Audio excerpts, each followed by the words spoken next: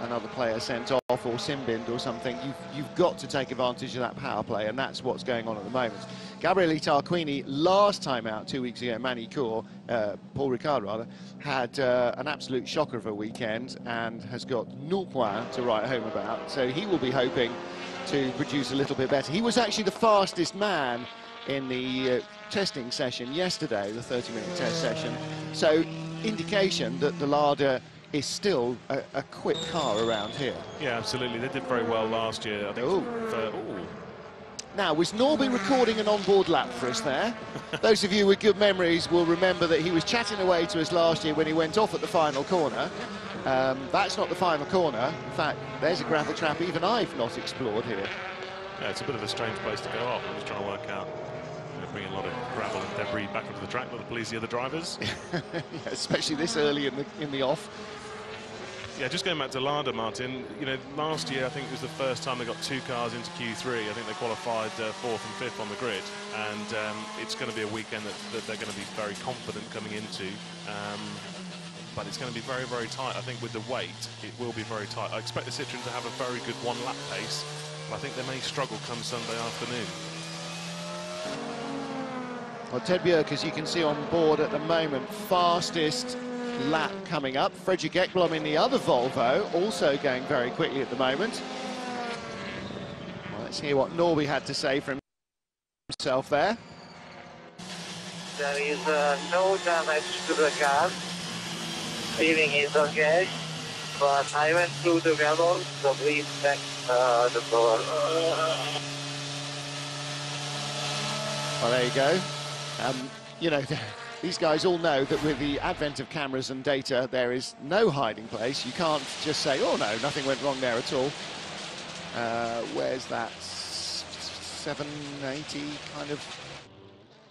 Yeah, and although those offs look very innocent, you pick up a lot of gravel. You can get gravel stuck in the ducts for the brakes, for the radiator, get grass blocking up the radiator. Those innocent offs that the drivers don't like to actually tell the team about sometimes, they're the ones that can catch you out with sky-high engine temperatures a lap and a half later, so it's always best to come in. Exactly, and the thing with all the aerodynamic flat floors is it's something that keeps all the gravel attached to the car, whereas with a normal road car it would all fall off because there's nothing underneath it to keep it there. With the flat floors in these car there is, and as you say, you know, stones getting everywhere, and you want to get it checked over. You don't want a loose stone in the engine bay getting into a drive belt or, as you say, into a brake rotor or anything else. Absolutely. Certainly not in a free practice session. No. In a race you just have to get on with it. When it's free practice, you don't. I always say, you know, you put up with an awful lot more in a race than you ever would in a qualifying or a testing session, because you haven't got the option to go into the pits and get anything done about it normally. No, absolutely, and like you said, with the aerodynamics underneath these cars, you know, the engineers have come up with all kinds of little gullies and ways for the air to go, but of course that means it's lots of nice hiding places for gravel, so yeah, you can do a lot more damage than you realise. Fredrik Ekblom and Ted Björk, first and second for Volvo at the moment. Nicky Katzberg third for Lada. Rob Huff fourth, ahead of Thiago Monteiro in their Hondas, and Ugo Valente in sixth position in his Lada. Have the Citroëns gone out on track? Yes, of course they have. You can see Pachito Lopez in 7th place. He is the fastest of the Citroëns at the moment. Tom Chilton, second fastest Citroën. He's in 8th, ahead of Ivan Muller, the other red and black factory Citroën, which has just moved down. Who just moved up? Montero. Yeah, Montero's popped into 5th place. So we've got James Thompson, 9th place between Lopez and Chilton. So how many? That's his 3rd lap, Tomo, in the car this morning. I mean, the RML built Chevrolet is a fantastically adaptable and manageable race car, but you know, when you've got just almost endless adjustment, it's very easy to head off down some avenue when you know, you need a couple of testing days just to get a feel for what the car does. And then you can start to try and tailor it to yourself. At the moment, James is just going to have to get on with what the car does. Absolutely, and also in a race weekend, you become quite risk-averse because a lot of the changes that you want to make and you feel is the right direction, you know that if you've gone the wrong way, you've cost yourself an entire session. You know, for example, a diff change or something that's quite serious. you've then gone the wrong direction. So you become very risk averse. In a test away from a race weekend, you can make all those plays. When you're in a race weekend, you have to manage each session, and you've got to keep going forward, and therefore you become quite risk averse. It's going to be very difficult for James this weekend, having not tested the car, just jumping in. It's very, very difficult to get the car to your liking in such short track time. Yeah, time is definitely your main ally at a race weekend, rather than necessarily the ultimate setup. I mean, you know, the other thing about it is that, having never driven the car before, he's not quite sure what the ultimate setup feels like. He's got a pretty decent idea of what he wants in a good front-wheel drive touring car, but whether you can achieve that or not remains to be seen. He is, however, the fastest of the Chevrolets.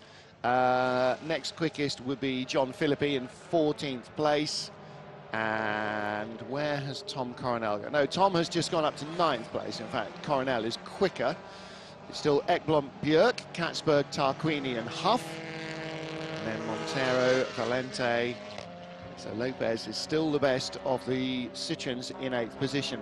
And one of the things about this track is it's got 2 or 3 quite quick sections, but there are an awful lot of turns. There's 17 or 18 corners in this track. I mean, there's a couple very quick corners, and the really, really, really long one at the end of the lap, which is getting on for 270 degrees and tightens and tightens and tightens at the end, just when your tyre is really giving up. You have to get it to turn more and more and more, and that's the one thing that the Citroen's tyres are going to hate most of all, right? Absolutely. That's going to be really challenging for them come Sunday afternoon. I think they'll get the 1 lap pace for qualifying, but it's going to be a real challenge for them on Sunday afternoon. The other thing I think is that this circuit has so many long constant radius corners. It really rewards what I would call the old school drivers, the drivers that have been in front wheel drive cars for a long time, and that's people like Ivan Muller, Gabriele Tarquini. These guys, they've been driving front wheel drive cars forever, and that's where their experience is rewarded. Somewhere like Marrakesh, a single-seater driver can get in a touring car and get a good lap time. Here, it takes a lot of technique, and it's quite niche. So looking here at Ted Björk, very Rickard Rydell helmet for obvious reasons, the Swedish yellow and blue. I would just kind of always think of Rickard when you see a livery like that. Recently retired Rickard Rydell. So Ted Björk currently second. Freddie Ekblom, his teammate, in the pit lane at the moment, but with the fastest lap of the session so far. And you can see on the timing pile on the left where the positions are. The best laps at the moment, Ekblom 205.42. Björk, his best was 205.73. And third fastest, Katzberg, 206.1. So the fastest of the Volvos, faster of the Volvos, I'll sub myself on air, 7/10 quicker than the third quickest car. Yeah, absolutely. I think one of the other things here, Martin, is that the difference between your qualifying setup and your race day setup is quite different, and therefore in free practice we might see some of the teams taking a different approach as to which session they're prioritising. I would just kind of always think of Rickard when you see a livery like that. Recently retired Rickard Rydell. So Ted Björk currently second. Freddie Ekblom, his teammate, in the pit lane at the moment, but with the fastest lap of the session so far. And you can see on the timing pile on the left where the positions are. The best laps at the moment, Ekblom 205.42. Björk, his best was 205.73. And third fastest, Katzberg, 206.1. So the fastest of the Volvos, faster of the Volvos, I'll sub myself on air, 7/10 quicker than the third quickest car.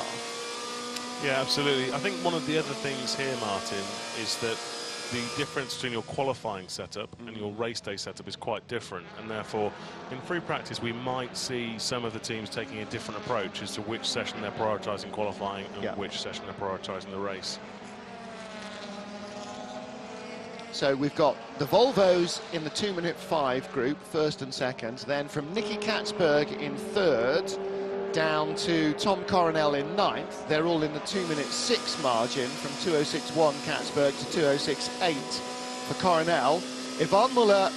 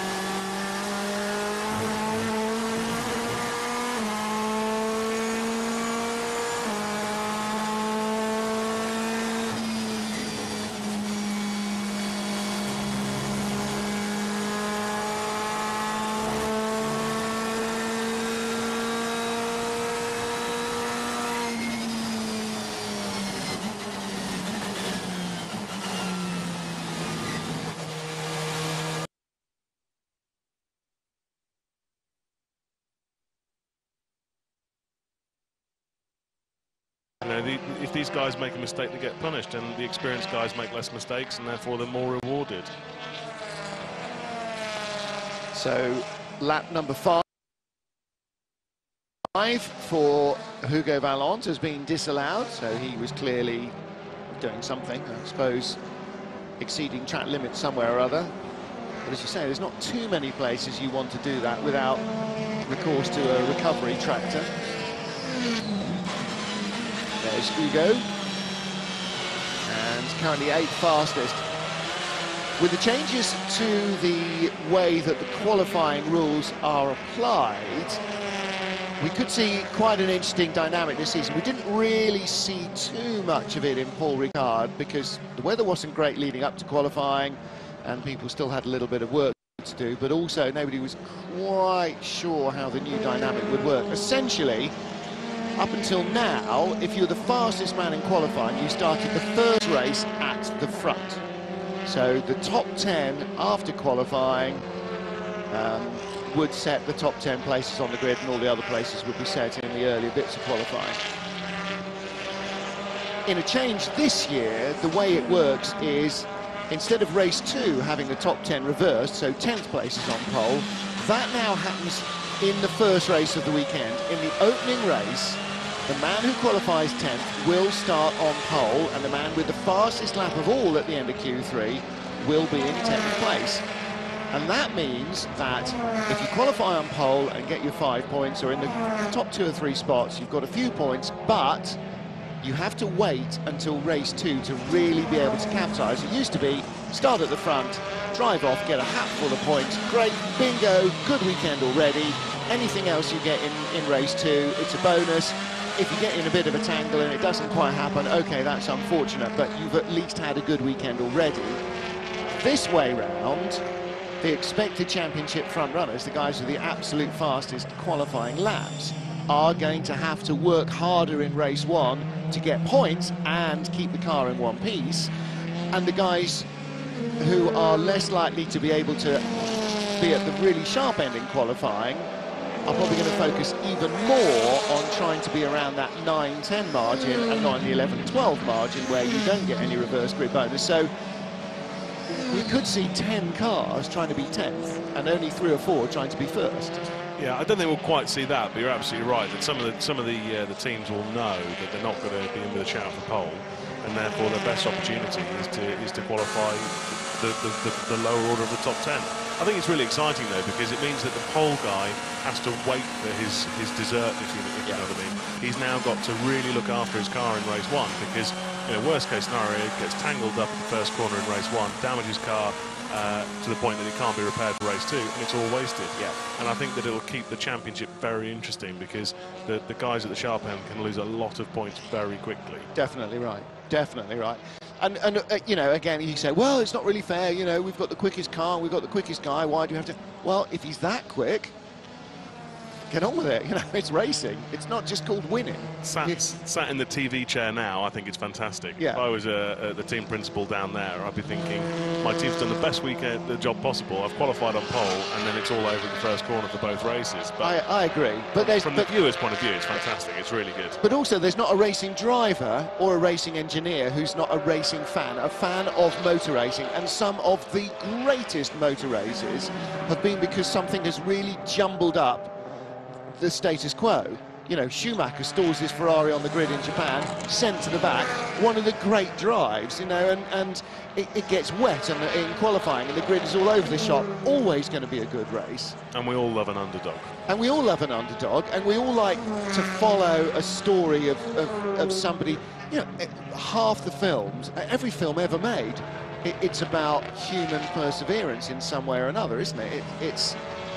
That's what life is. Life is a struggle, and sport is a struggle as well. Sport is a struggle to be the best, and even when you are the best, there's no guarantee you're always the best, and that's the whole joy of it. And that's why the regulations evolve every now and again, just to try and spice it up, because the teams, the drivers, they're all very good at circumnavigating what the rules are designed to do, and every now and again they have to spice it up. And I think it's a really, really good thing for this season. I think it's a very, very good addition. I think so. It's certainly, I mean, all the new additions this year really, really worked in Paul Ricard, and hopefully that will be the same job here.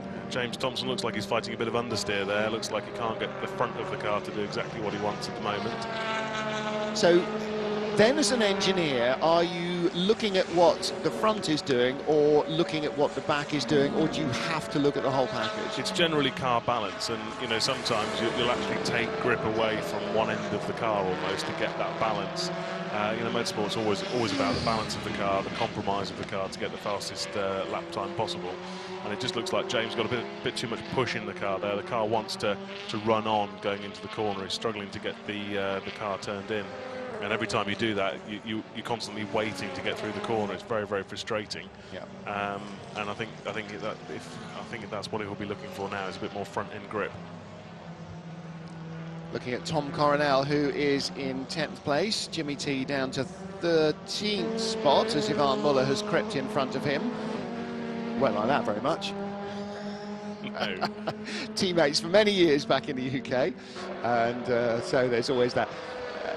Friendly teammates, but there's always that little bit of right. You perhaps judge yourself more against somebody you know really well than against somebody you don't know quite so well. So he'll, particularly against Ivan, who he knows he can beat in equal machinery. I mean, I hear the stories of when they were teammates in BTCC, and Ivan was, let's say, a bit more weighty then than he is now, and he was under orders from the team to lose weight, and James Thompson spent his entire weekend trying to put muffins and cakes and sausages in front of Ivan, but that's all the good-natured joshing between teammates. Exactly, but, exactly. A little bit of very innocent gamesmanship. Exactly right.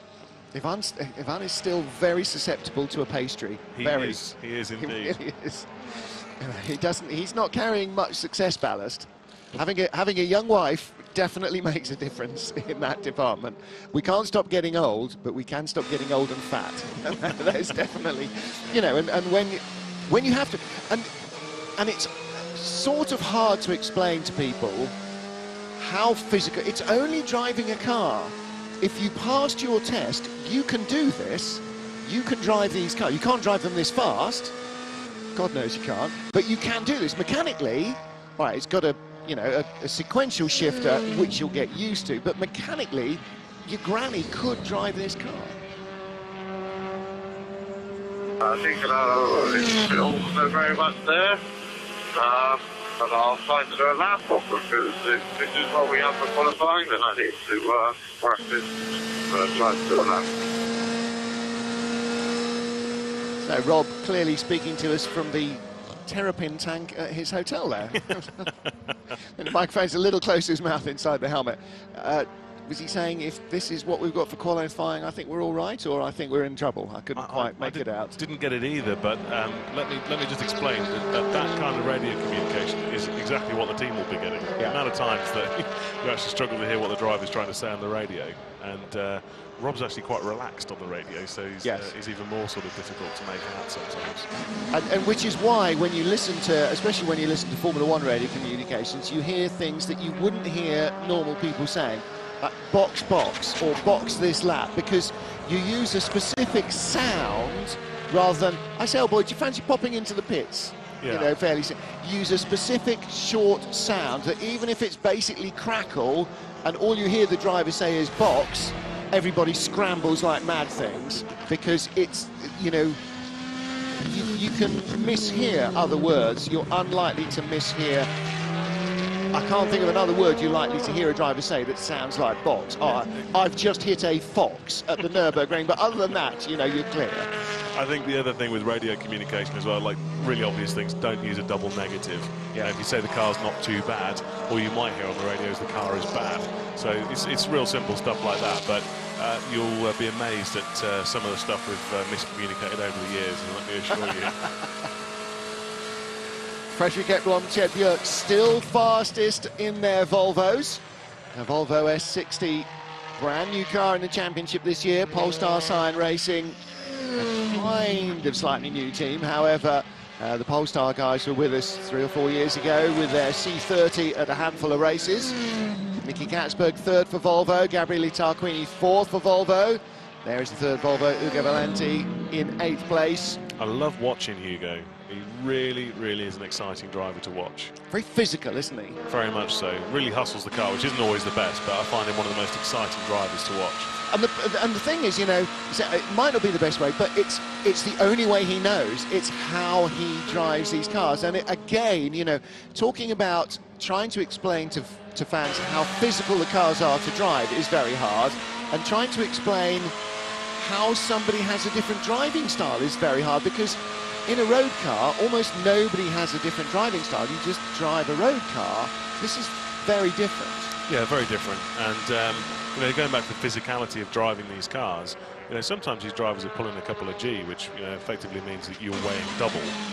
So, you know, if you imagine dancing on and off the pedals, imagine just doing a very, very soft jog on the spot, but weighing 2 times your actual body weight. Yeah. Then put a load of fireproof overalls on, then sit in a cabin temperature of like 50 degrees at some circuits, and then yeah, lift water bottles up and down and do that for an hour. You'll be pretty tired by the end of it. I think the thing that you know, if you have an emergency stop on the road and you've got the ABS pulsing away and everything shooting off the parcel shelf and coming past your ears, you're pulling sort of about 0.5, maybe 0.6 G. These things under braking will approach 2G, a Formula 1 car close to 5G, so 10 times the severity of an emergency stop in a road car. Formula 1 car will come from 180 miles an hour to a standstill in something around 75 metres, so less than the length of a motorway slip road. And most of that is increased in Formula 1 by the downforce. Yes. So it's not just the braking capability of the physical brakes, but even these cars have a lot of downforce compared to your road car. If you sat in one of these compared straight out of a road car with no prior experience and they drove you around here for 1 lap, you would be convinced as you went down to the first corner, long after you thought it was safe to brake, that they were actually just going to have a monumental crash. Yeah, these guys will be taking another gear when you want to hit the brakes. Yeah. I can assure you of and that. Then another gear, and then when you have closed your eyes and crossed yourself a couple of times, suddenly the thing will hit a brick wall, and then it'll turn into the corner, and it is quite the most disorientating thing. And it's really hard to express how much what they're doing driving is not what we do driving on the road. No, absolutely not. Just watching Frederick Ekblom there, he's really, really focused this season. And, you just feel like he's been a bit of a journeyman in his career, and he's just taking this opportunity with both hands. He's really fired up. He does seem to be really, really on the pace so far. Well, Frederick and Tebjerg, I mean, a good team pairing. I'm not sure how it's going to be if they end up, you know, having to race each other wheel to wheel constantly. They managed to do so quite successfully last year in the Swedish Championship and ended up contesting the title in the final race weekend. But yeah, you know, they were all quite wide-eyed and just excited in Paul Ricard in a very positive way, because, you know, for all of them, World Championship, factory backing, Swedish drivers, Swedish teams, Swedish manufacturer. You know, it's a massive thing. And now, obviously, they've got a little bit of a handle on where they are compared to everybody. The biggest bonus from Paul Ricard was they discovered what they hoped was that they weren't a million miles away. I'd say, great, so that's that, you know, a massive relief. Okay, thank God, you know, everything we thought, actually, we weren't that far off. So now we've got to... Now the hard work begins. Now the little honeymoon is over, and so now... You have to say they've done a very good job. Yes. I think the most exciting thing about the Volvo program is because they have done a good job and the initial car is very, very good, they've got adequate scope to develop that.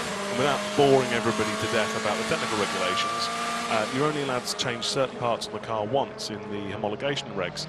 So these guys are much, much more free to develop the car than, say, Honda, for example. Yeah. And therefore, I think, you know, Volvo could really spring a surprise towards the end of this season. A little wide out of turn 2.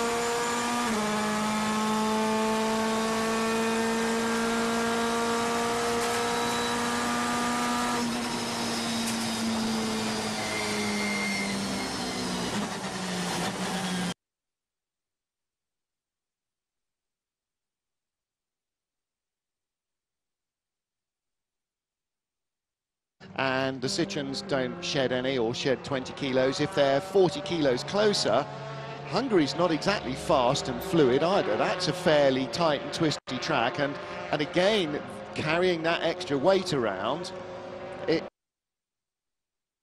it's going to hurt you. You know, the same deal. If you're running along and carrying a heavy backpack, it's easier once you've got going to keep running in a straight line or gradual corners. If you're having to zigzag around things, you can imagine that extra weight takes more energy out of you to keep making those turns, and that's exactly the same with a race car. The other thing is that you know, these teams aren't stupid. They try and play the game with the weight regulation. And I was talking to some of the guys in the engineering department at Honda yesterday, and you know, they didn't really know the pace of the race in Paul Ricard, and they knew a win was on, so they just went for it. Yeah. But in reality, they probably didn't need to lap as fast as they did to get the results that they did. Yeah. And that means that for Budapest next weekend, the likelihood is, depending on what happens this weekend, they're going to get a lot of weight added.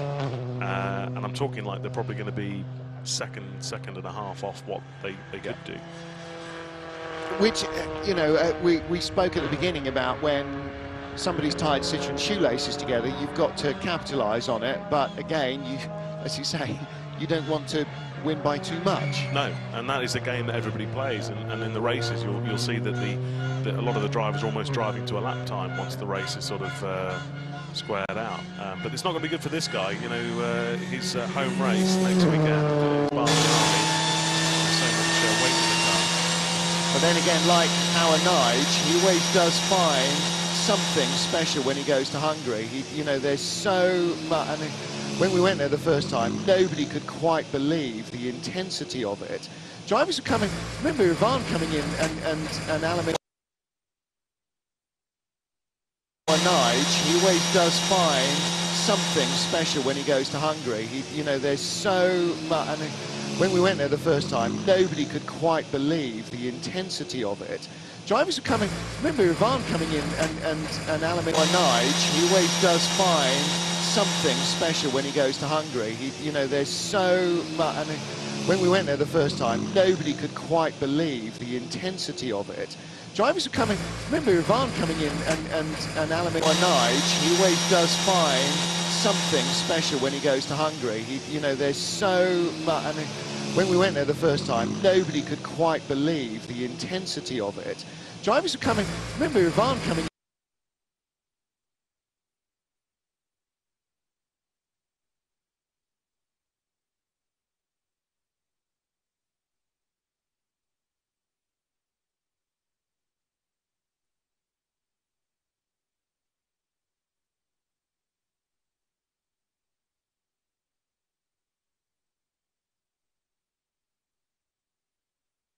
I believe for the first time ever, is just how fast the Citroens can go. I don't think they will have in any way been sandbagging, much as the team might have liked them to sort of rein themselves in a little bit and just play the game. For Muller and Lopez, getting points, it would have been the important thing. And that's the first time they've had to race cars that were faster than them. Yeah, and I think the other. I mean, it's hard to read these practice times for what they are, but no question Citroen will have a challenging weekend. But I think one of the other big differences is car manufacturer to car manufacturer. They make different choices on how much boost pressure they have for qualifying. That make a very big difference. Well, let's hear from our fastest man, Fredrik Ekblom. A fantastic start then for Polestar Cyan Racing. Fred, what's it like out there and what have you learnt? Well, we learned a lot. We haven't been here before, so obviously yesterday was our first day. So we took advantage of it and improved the car, and I improved my driving also. So at the moment it looks good, but everybody has different agendas, so we don't really know yet. Of course, you know, but looking ahead to this weekend, did you assume it was going to be pretty positive? Yeah, I always do. So, well, yeah, I think the track suits our car. It's a fast track, and the car is very nice to drive. It's very stable. It's very quick on the straights. So, yeah, I hope that it would suit us, and it, apparently does. So far, so good. So far, so good indeed. The Volvo's first and second in the first of our 2 free practice sessions, the second of which comes up at 11:20 here, Central European time, so that's 09:20 Greenwich Mean Time. Wherever you are, you can make the conversion to your own time zone. So Volvo, Lada, all 3 factory Hondas, then the next of the Ladas, then the best of the Citroens, couple of Chevys, Tom Coronel and John Philippi getting in a good lap, ahead of Ivan Muller's Citroen, James Thompson, and then Tom Chilton, Ferenc Fischer. Ferenc Fischer on timing screens changed, not quite sure.